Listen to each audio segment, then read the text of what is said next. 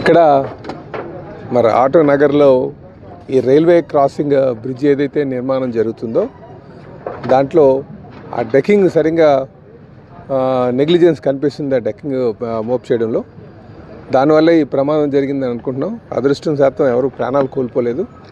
అయితే ఇది కాంట్రాక్టర్ యొక్క నెగ్లిజెన్స్ అయితే క్లియర్గా కనిపిస్తుంది. దీనికి ఎవరు బాధ్యులో వాళ్ళ మీద ఖచ్చితంగా కఠిన చర్యలు తీసుకుంటాం. మళ్ళీ భవిష్యత్తులో ఇలాగ పునరావృతం కాకుండా చూడాల్సిన బాధ్యత అందరిపైన ఉంది. అలా చర్యలు ఆదేశిస్తామని చెప్పి తెలియజేస్తున్నాం.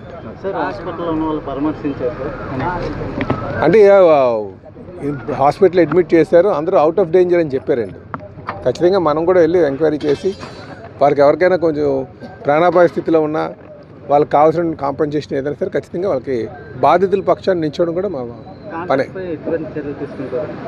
కాంట్రాక్ట్ అదే నెగ్లిజెన్స్ ఉంది కనుక ఆ డిపార్ట్మెంట్లో ఎంక్వైరీ చేయించి దానికి కారణాలు ఏంటి కనుక్కొని దాన్ని బట్టి తగు చర్యలు ఉంచడమా లేకపోతే కాంట్రాక్ట్ క్యాన్సిల్ చేయడమా ఇవన్నీ చేస్తూ ఉంటాం.